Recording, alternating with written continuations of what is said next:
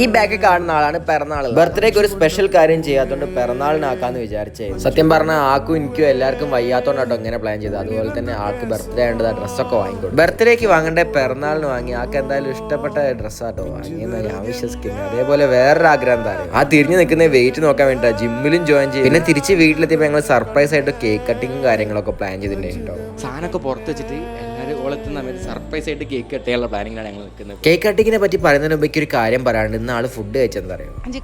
പുട്ട് മാത്രം കഴിച്ചു. എപ്പോഴേ ഡയറ്റ് തുടങ്ങിയെന്ന് എന്നോട് പറഞ്ഞേ. കണ്ടാ മതിയായിരുന്നു ഇതൊക്കെ. നല്ല ചിക്കനും അടിപൊളി പൊറാട്ടയും എല്ലാം കൂടെ കൂട്ടി എല്ലാരും കൂടെ അങ്ങനെ ഫുഡ് കഴിക്കാണ്. എല്ലാ ഫാമിലിയും ഉണ്ടാവില്ലേ, മോന്റെ പേരും പറഞ്ഞ് ചിക്കൻ എടുത്തോണ്ട് വന്ന സാധനം അതാട്ടല്ലേ. ഇനി കേക്ക് കട്ടിങ്ങിലേക്ക് വരാം.